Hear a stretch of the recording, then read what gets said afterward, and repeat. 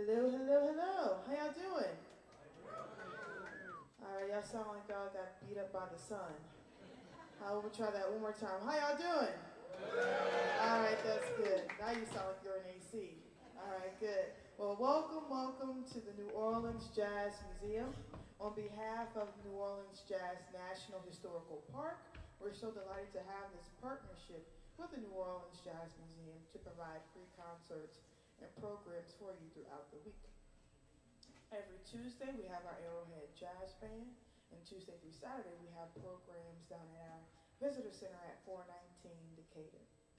The mission of the New Orleans Jazz National Historical Park is to instill a public appreciation for the history, culture, and music, and as well be a global leader in promoting, protecting, and preserving this rich American art form for future generations. We are so delighted to celebrate African American Music Appreciation Month, and Arrowhead Jazz Band has been preserving the music that comes from New Orleans and the many styles that have come from the musicians here.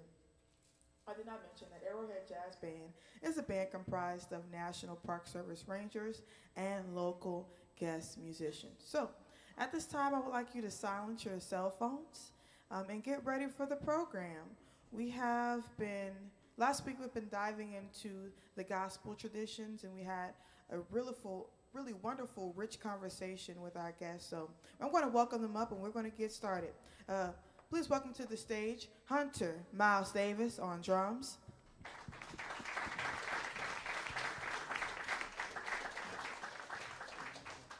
Carrie Lewis Sr. on bass.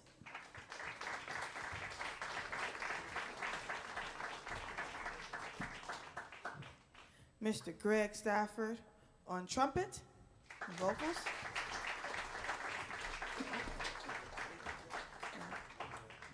Mr. Carl LeBlanc on banjo.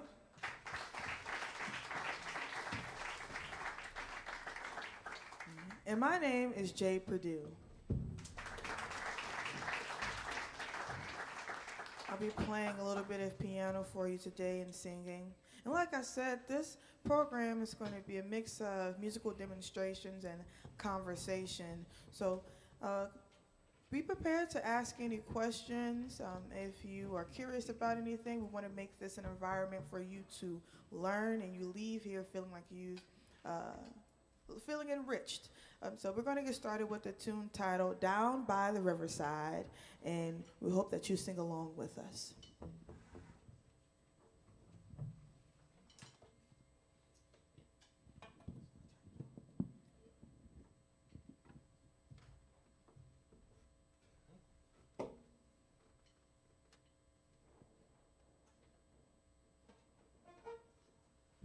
All right, we good?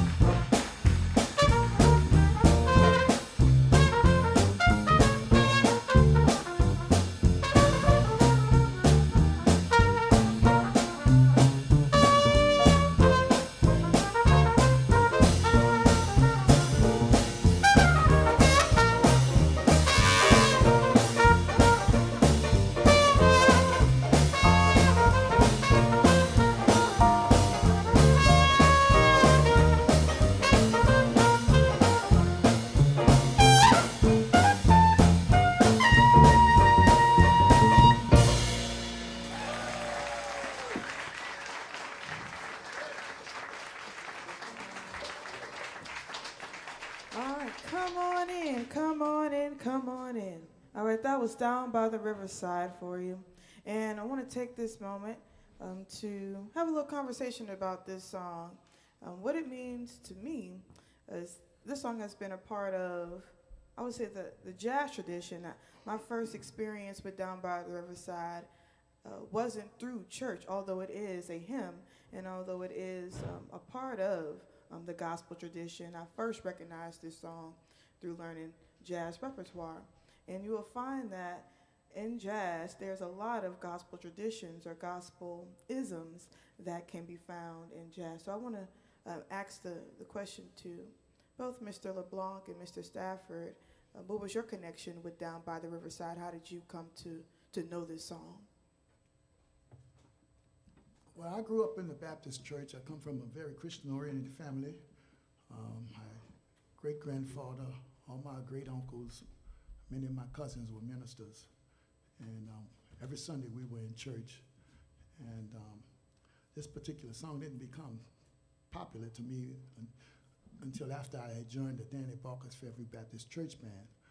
But the song was also played on many occasions for a lot of the Masonic parades that I participated in.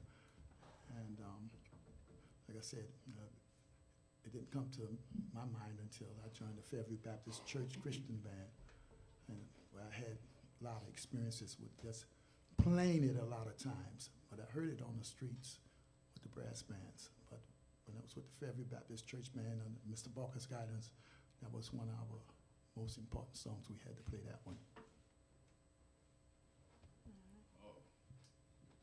To me, it seems that that song is a song of struggle. It's talking about a battle that had been going on, you know, and you finally got to the point where, you know, I'm going to lay down my burden. I'm going to put down my sword and shield. I'm not going to study war no more. So you keep on fighting until you reach the point where you've accomplished your goal. Or there's no reason to keep on going. So you're down by the riverside is the spot, because the river came to symbolize an escape, a way to get away from anything that was overbearing to us on this side. Once you cross the river, that means you're going. It was used by the slaves symbolically. You know, when you go to the river, you know, you follow the river. It was also not only symbolic, but it was a tip to them how to escape, because the dogs couldn't follow your scent if you walked through the river, you know, so once you got in the water, you would lose the scent of the dog. But anyway, Down by the Riverside has all those kind of images that it conjures up to me. And speaking of that, it kind of brings us to our next song, that although in this present life we may be trying to escape from just the troubles and woes of life, this next song is titled I'll Fly Away. And, you know, a lot of the gospel songs provide comfort, well, hymns provide comfort from losing a loved one, and speaking to flying, leaving this earth and going into a better place. So we're going to perform for you I'll Fly Away and talk about it some more. Again, at any point, if you have any questions, this is pretty informal in a way. So relax, enjoy yourself, but be a part of this conversation, okay? So I'll Fly Away.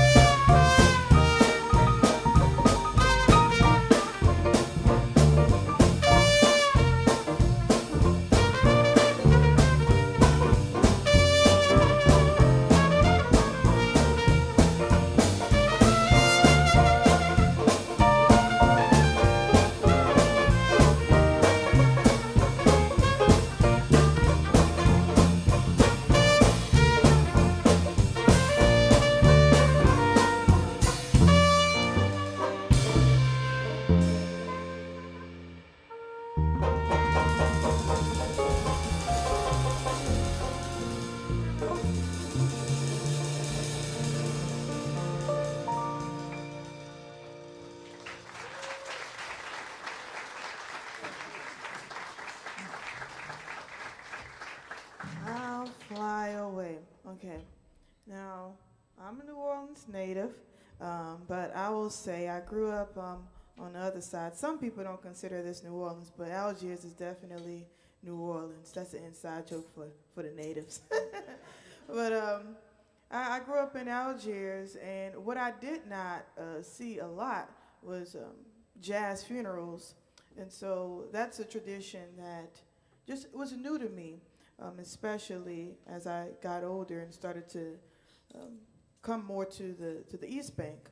And so I also learned that "I'll Fly Away" was one of the popular songs or traditional songs that you will find at jazz funerals.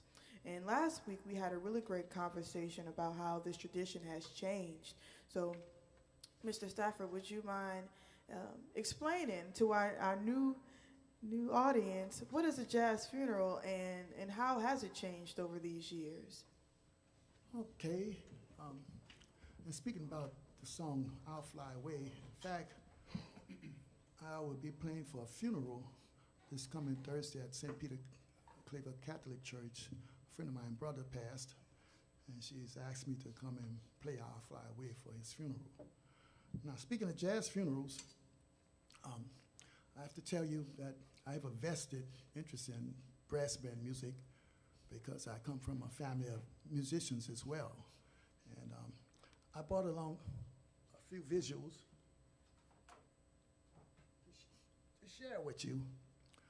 This is a photo of my family members. My great-great-uncle, gentleman here, his name was Tom Matthews. And all of these are my cousins. This picture was taken somewhere around late 1899, 1904. And they all gathered in front of my great-grandfather's house. It wasn't until 1978 that I found out that these were my cousins. I had seen this picture in the family jazz album that was written by Al Rose and Doc Souchon. And it was one Saturday I was out at Countryside, family reunion, and I come to find out that these were my relatives. And unfortunately, the names are not there. But anybody familiar with the Henry Red Allen, one of the great trumpet players out of New York, who every time Louis Armstrong left a band, he was replaced with Henry Red Allen. And that's my grandfather's first cousin. He's a great musician. Grew up and was born in Algiers, but eventually moved to New York and was in the big times. Jazz funerals has been around since the late 1800s, 1879. There's a group called the Young Men Olympia Social and Pleasure Benevolent Society organization. And many years ago, when around Reconstruction area, and people were just leaving the plantations, and black people had no income coming in. They were kind of struggling. So they created these benevolent societies that would help pay for their infirmities if any of them got sick, dues that went towards their burials, because at that time there were no insurance companies. So we had many benevolent societies and organizations in and around New Orleans. And there was one group called the Odd Fellas, the Elks Club, Knights of Pythias, and many of the Masonic lodges and Eastern Stars. So they all, when they met their demise, they all wanted to have jazz funeral. That was the protocol. And on many occasions, a lot of the members, some of the members belonged to maybe 3 or 4 organizations. They may have been a Freemason, a member of the Knights of Pythias. But anyway, the jazz funeral procession was something that came about back during those times. And even to this day, we still have jazz funeral, but they're not conducted in the same manner. I brought another visual. This is a photo of Odd Fellas, and it's a funeral for one of their members. And if you can see, the organization had the streets for themselves. And on the sidewalk were the second liners. That's why they were called second liners, because they would move along the sidewalk as a procession proceeded down the street. Now today, things have changed because the second liners are all in the middle of the street. They have no respect for the organizations. But this is an early form of a jazz funeral. I can let you pass it around, you get a good look at it. But currently, I'm the leader of the Young Tuxedo Brass Band, which is one of the oldest brass bands in the city of New Orleans. You had the Onward Brass Band, which goes way back to late 1800s as well. You had the Eureka Brass Band. You had the Olympia Brass Band. And practically we had at least over maybe 25 different brass bands back then. I started playing brass band music in 1968. I was 15 years old at the time. And I kind of went through the ranks. And I played with just about every brass band in the city of New Orleans that existed. Things have changed so much. I don't normally play street parades anymore, but I'll do a jazz funeral for another musician, you know, because years ago, the jazz funerals were only held for musicians and people that belong to organizations. Now today, everybody can have a jazz funeral, and I'm so saddened by the fact that funerals of today doesn't have all the pomp and circumstances and the beautiful uniforms that these members would wear. And now a jazz funeral, you have a jazz funeral now for a drug dealer,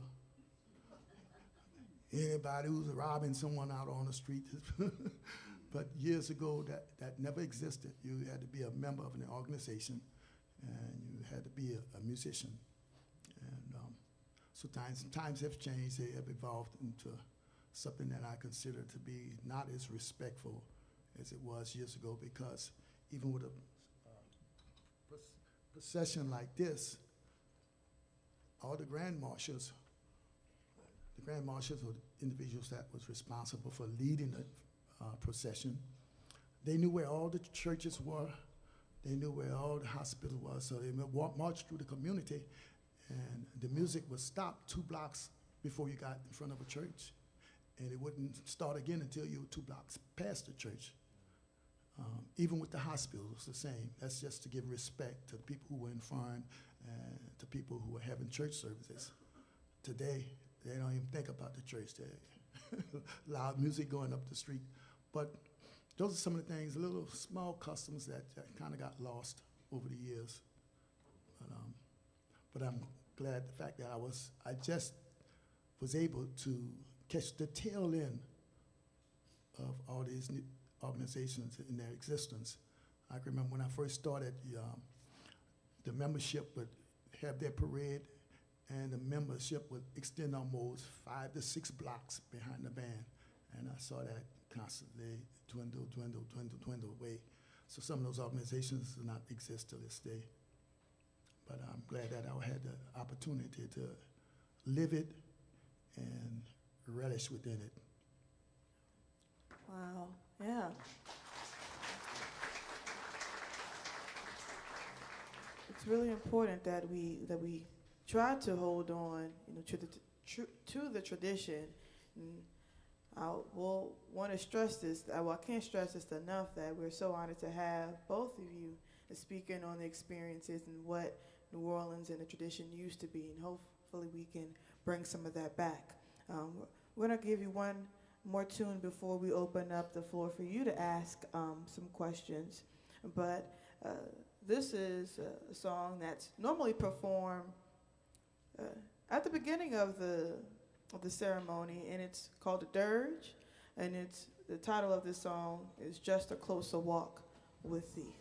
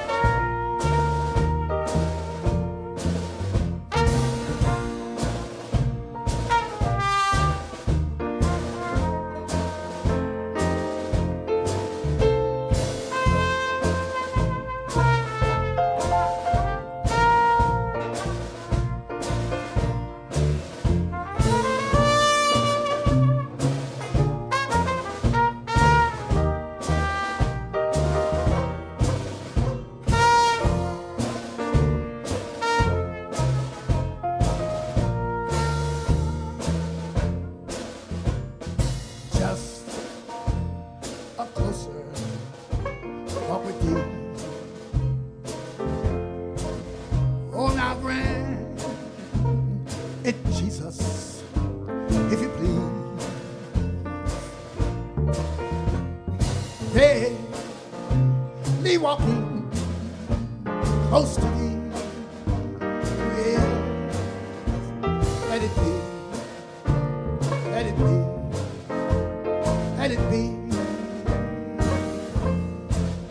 Oh, now, thou, are we not strong?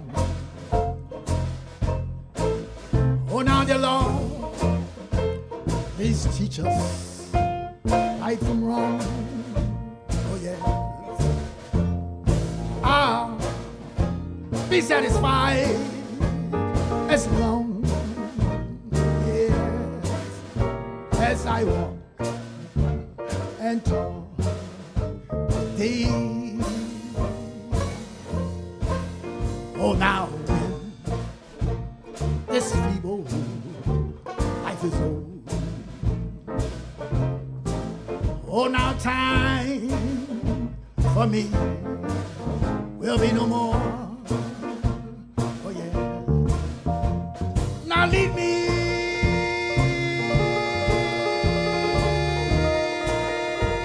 over to the shore, to that shore. Let it be.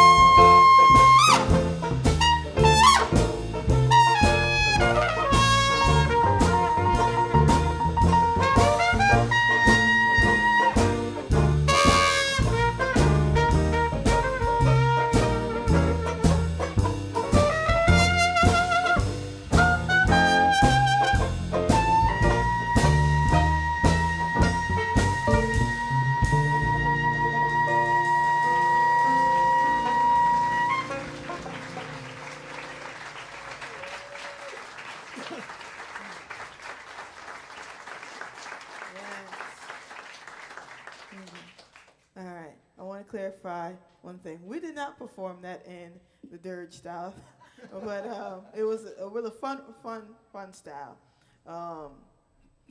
Now's the time that we're going to open up the floor for any questions that you may have. Can be directed to any of us. Do I see a hand? Yes, in the back. How did y'all become ambassadors of upholding the jazz tradition within the National Park Service? That just seems like such a cool job. Yeah, it is really an awesome. I think. Did you ask how did we get formed as a park? Can you mind speaking up just a little bit louder? How did you get in the position where you are to just be an ambassador of jazz within the National Park Service? Good question. Well, this park got established in New Orleans Jazz National Historical Park got established in 1994.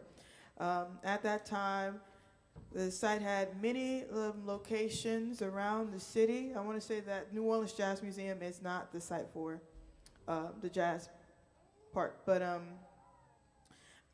and with that came the Down on the Luck Orchestra, and many members were a part of that band. But I started working with National Park Service as an intern in 2018, and then I became full-time federal employee in 2021. How did I get started? Well, I think just being a native also allowed me, it was kind of part of my journey, but going to school and then interning with the Park Service allowed me to work at this particular site. And then I studied music for a long time. Still studying music, actually. Right now, I'm learning a whole bunch. Yeah. But that's just my story. Mr. Carey, did you want to add? No? I covered it pretty much. Yeah. I just like to hear them talk as well. Any more questions? All right, yes. Now I'll come to you. Okay, so we just visited the Blues Museum in Clarksdale, Mississippi, Mm-hmm. and then now we're down here listening to style music. And I'm wondering, is it two completely separate paths? Did one branch off the other, or how did? I don't know if you guys. Nah, they stole from each other. Mr. Carey, do you want to elaborate on that? Oh, the microphone, though. You got to get the mic. I don't know which one it is. I don't know if it reaches. While Mr. Carey's grabbing the mic, I like to think of jazz and blues as two distinct genres. However, they share many similarities and connections in the same root. That's why I say they stole from each other. No, I mean, they have separate beginnings, so to speak. But a lot of jazz is not just a particular style or a set of tunes. It's an approach to playing, as well as an approach to listening and dancing to. There are many different genres that can become under the umbrella of jazz. So I mean, you have Latin jazz, you have blues, gospel. A lot of the gospel is borrowed from the blues, and a lot of the blues is borrowed from the gospel. You change the words in the venue and have at it. But it has its places of maybe being separated, where you might want to concentrate on just the blues aspect of playing, and then you find out that there are many different types of blues. So I mean, it's a ever evolving. It's just music. A lot of those categories that you get come from marketing purposes. That's what I want to say. When a lot of this music was created, it was just music. It was the pop music of the time. I mean, you think at one time Bessie Smith was your, who was the girl? Yeah. Bessie Smith was your Beyonce. Just on a better scale to me. Anyway. I said it.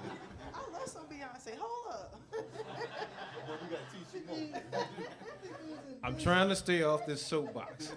Anyway, it was the pop music of the time, so it's just that it incorporated more folklore, more blues, more. I mean, you can hear jazz. You can take a Cajun song and turn it into jazz. So it's not just one relegated situation. It's an approach to playing, which kind of incorporates the improvisation aspect of it. So I'm gonna end there. Basically, what he's saying, it's all related, you know, just like I jump on the end of that. okay, yeah, I'll give it to you. Yeah, it's all related. Because this goes all the way back to what Greg was saying about the jazz funerals, okay? Like not long ago, I saw a documentary, and they had a funeral in Africa. And they were walking behind the body, carrying umbrellas, which they're not called umbrellas. Umbrella is for rain. For the sun, it's called a parasol, right? And so they were carrying the parasols, and they followed the body, and they were singing. So this tradition is more like a division of the African diaspora. All over, this music was divided for marketing purposes. But if you listen to it, jazz, blues, gospel, reggae, funk, even rap and hip hop, I guess, are all descendants of this one type of music. So they are putting it into all different categories. I went to the grocery store the other day, and I see now they have 15 different types of Oreos. You know, there's the double stuffed Oreos, there's the one with the chocolate on the inside, and the one on the outside is I don't mean to bring real life. Well, I do, because life is music, music is life. So what they're doing is selling it in all these different packages. But it's still the same one cookie, all right?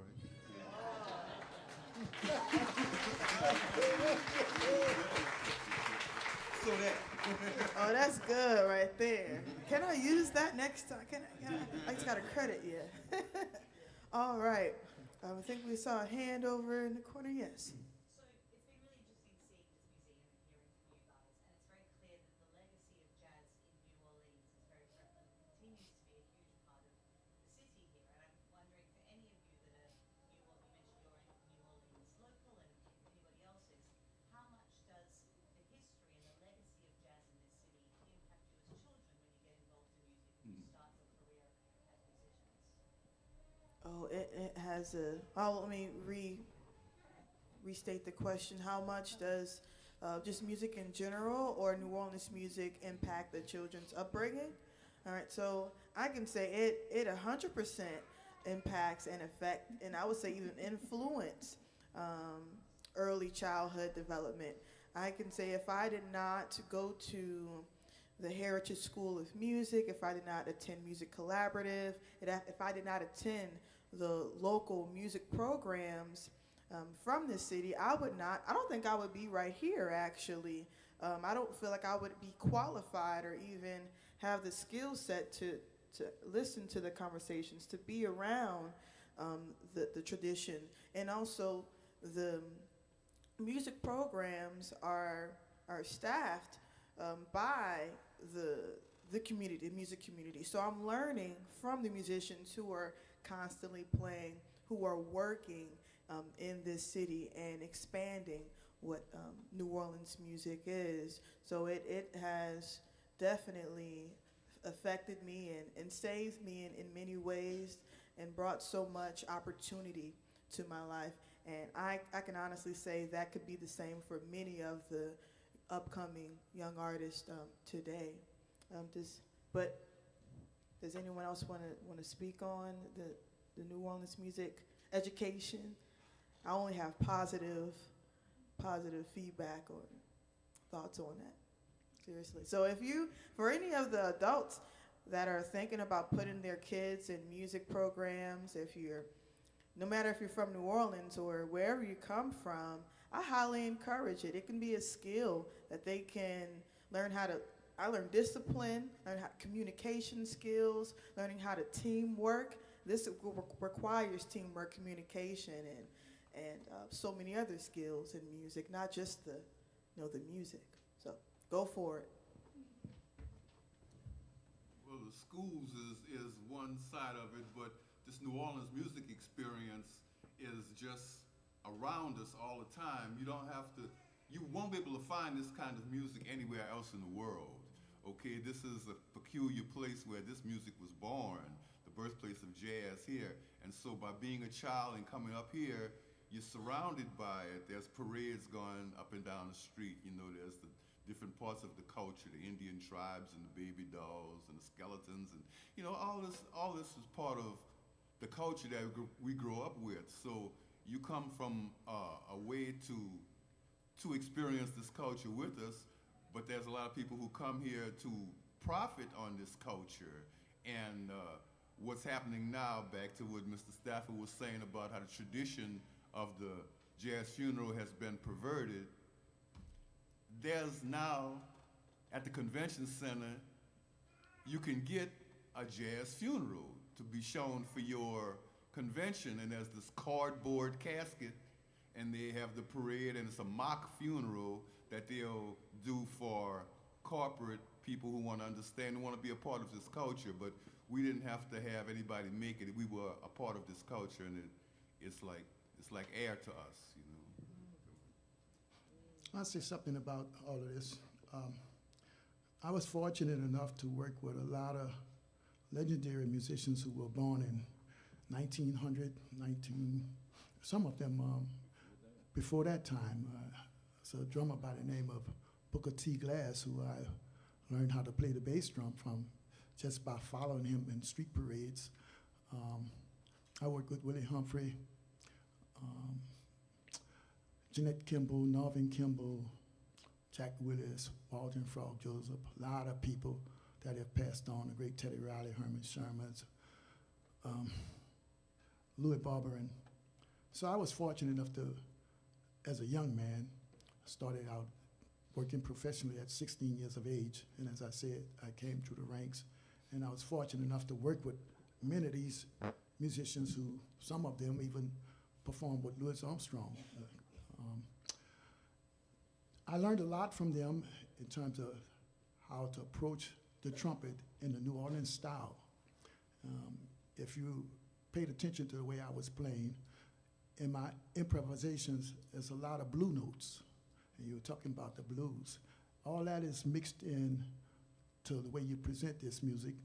And one thing about New Orleans musicians who plays New Orleans jazz, everybody had their own personal sound. There were individual sounds of the musician himself. So if you heard clarinetist Willie Humphrey coming up the street, you knew it was him. If you heard Jim Robinson coming up the street, you knew it was him. And this is what all the older musicians stress to me, okay? Learn the music, but most important thing about learning to play this music, develop your own sound. So when somebody hears you, they know that's you. And that's part of the training I had growing up, playing in some of these brass bands and playing in jazz bands with people like Danny Barker and just as artists. You have to develop a sound of your own. And that's what separates you from everybody else. And I play so old style till I've gotten all kind of nicknames. They call me the last man, the authentic man, triple OG. So the young musicians call me, you know, but I'm proud to have that distinctive original sound that I play when I play my instrument. You know, I travel all over the world as a guest artist.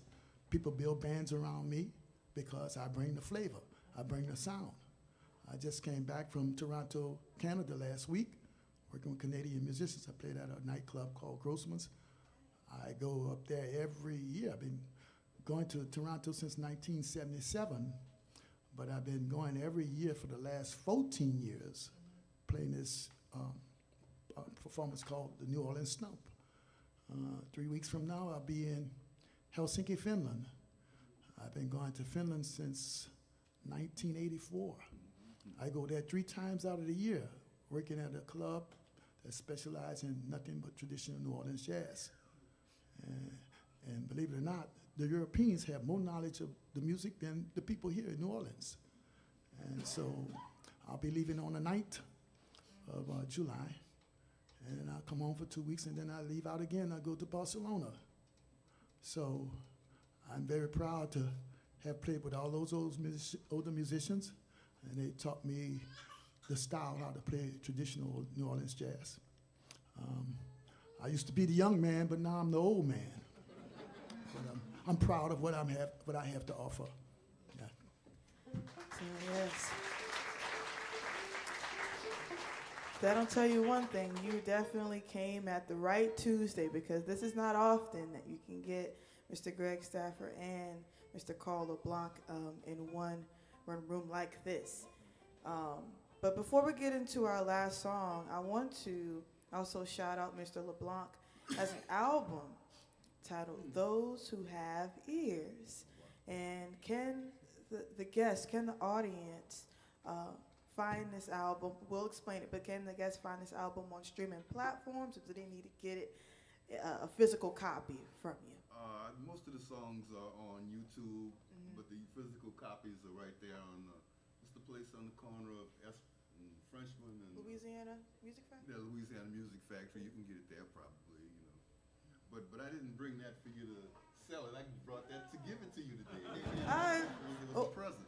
I was looking at it because it ties into well, he didn't know that I was going to do this, but of course when we have our guests here, we want to share their wonderful works, and it ties into our gospel tradition. So I know we talked a lot about the jazz traditions and the blues, but I want to also extend that this jazz and blues has a lot of gospel elements, and the whole album is hidden to gospel messages. So do you want to share a little bit about it before we move on to our next song?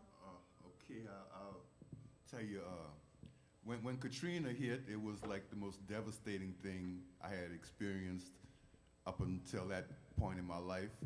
And returned home with my parents, and you know, if you live long enough, you expect to bury your parents. So my father died. He was about 87 years old, and I buried him. But about 9-10 months later, my 24-year-old son got murdered, and I buried him. Then almost like clockwork, a year after my dad, my mom passed. She was like 83, 84. So I stopped playing music for 2 or 3 years. I just went into this funk, and not funk, the musical style, just this depression, you know. And then it came to me one day that I had been playing my whole life, playing with Fats Domino and Alan Toussaint, and you know, assorted Nevilles and Marcelluses, and doing all of this, but I had never played anything for the Lord. So, which is probably where I should have started, and it came to me that I should do a recording and have it be spiritual. So that's what this recording is. It's called Those Who Have Ears. And it's a lot of different styles of music. Like I said, all the different kinds of music I've been playing, but all of it is giving praise. So that's what this CD is about. Awesome. All right. In that vein, we're going to give you one last song titled When the Saints Go Marching In. Yeah. So, give it up for the band. Man.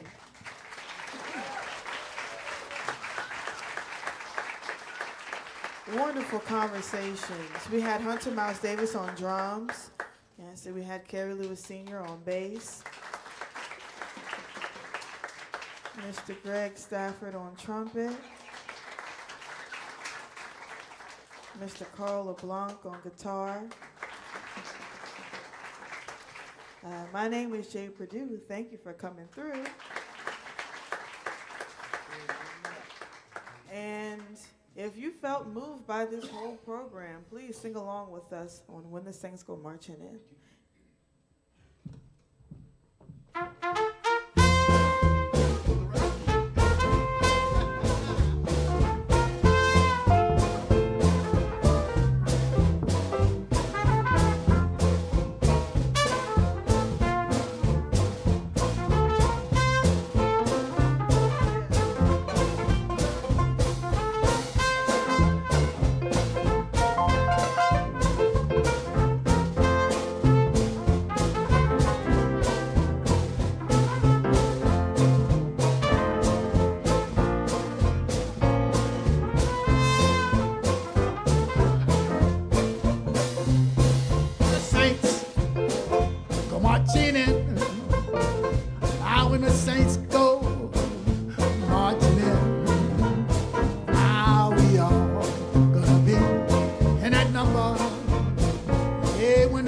saints go marching in.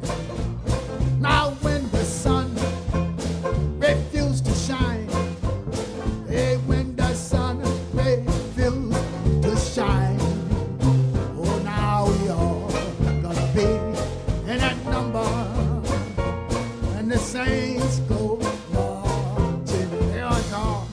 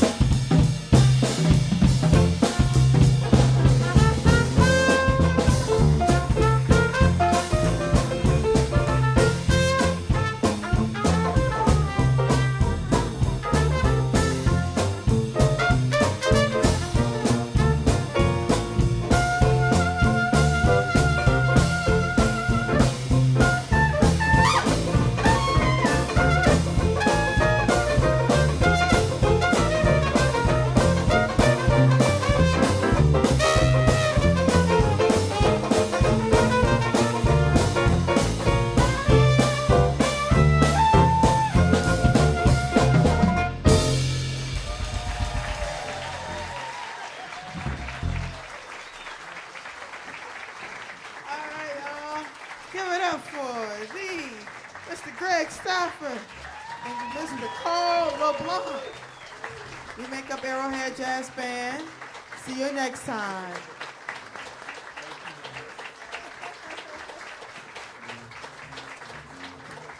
There's a 5